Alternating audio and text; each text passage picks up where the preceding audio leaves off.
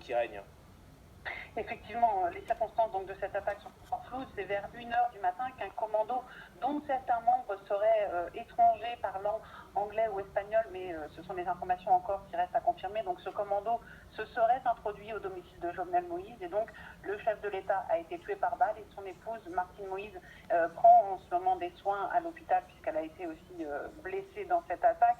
Le Premier ministre par intérim, Claude Joseph, parle d'un acte odieux, inhumain et barbare. C'est effectivement la confusion puisque Claude Joseph est un Premier ministre par intérim, puisque un autre Premier ministre avait été nommé par Jovenel Moïse lundi, mais il n'avait pas encore pris ses fonctions.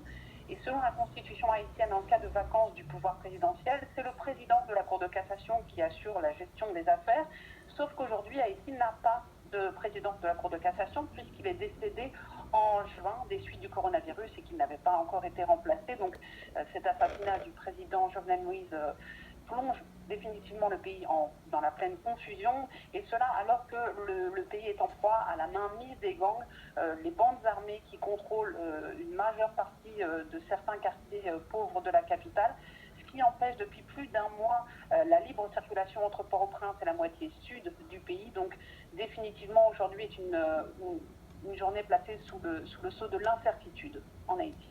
À l'instant, la Maison-Blanche condamne le terrible assassinat du président haïtien. Je sais que vous n'êtes pas sur place, Amélie, vous êtes ici en France. Vous gardez bien sûr des contacts à Port-au-Prince. Il est encore un peu tôt, hein, je crois qu'il est 8 heures en ce moment. Est-ce que la situation est calme? Est-ce que vous le savez? Alors écoutez, oui, les rues sont calmes dans la capitale, mais il n'y a pas eu de notification, on ne constate pas de présence particulièrement renforcée de la... Pour, dit-il, protéger la démocratie en Haïti. Autre réaction, je le donnais tout à l'heure, de la Maison-Blanche qui condamne le terrible assassinat du président haïtien Jovenel Moïse. Gauthier, est-ce que si l'organisation de l'État d'Amérique latine, si les Américains envoient une mission ou au moins une assistance à Haïti, est-ce que ça peut créer une dynamique pour remettre le pays sur les rails ou ce sera vraiment insuffisant?